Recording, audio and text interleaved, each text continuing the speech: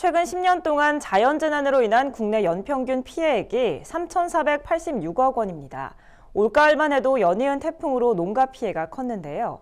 지구온난화로 기상이변이 빈발하고 있지만 이에 대한 정부의 자연재난 지원책인 풍수해 보험의 가입률은 아주 저조한 것으로 나타났습니다. 김인경 기자가 보도합니다. 내년부터 2060년까지 앞으로 40년간 연평균 42만 2,693가구가 11조 4,794억 원 규모의 자연재난 피해를 볼 것이란 분석이 나왔습니다. 국회 예산정책처가 최근 발간한 재난피해 지원제도 현황과 재정 소요 분석 보고서에서 지구온난화 등 기후변화의 영향을 고려해 미래의 자연재난 피해액을 추정한 겁니다.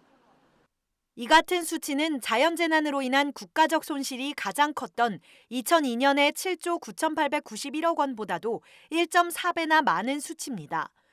특히 보고서는 온실 피해 건수가 연간 26만 9,340건에 이를 것으로 내다봤습니다. 상황이 이런데도 농가 대비는 미흡한 실정입니다.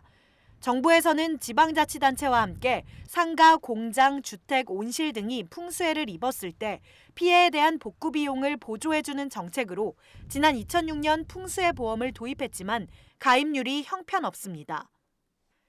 행정안전부에 따르면 온실의 풍수해 보험 가입률은 2016년 4.2%, 2017년 7.2%, 2018년 7.6%로 매우 저조합니다.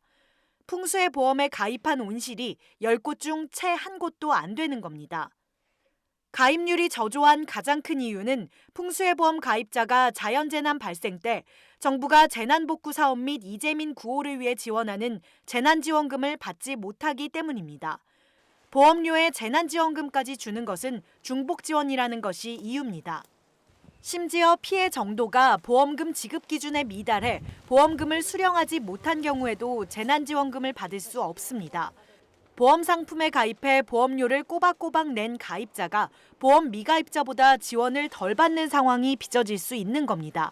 재난지원금하고 풍수해보험 이 제도 사이에 서로 이렇게 약간 맞지 않는 부분, 서로 이렇게 좀 상충하는 부분이 있어서 풍수해보험 가입률을 저해하는 요소로 작용할 수 있다는 의견이 제 보고서 말고도 기존의 상임위원회나 예정처 예결산 분석 보고서에서도 자주 지적되었던 상황이었습니다. 이런 지적 사항에도 불구하고 제도별로 이렇게 어떤 개선은 잘 안 이루어지고 보험료에 대한 부담도 문제입니다.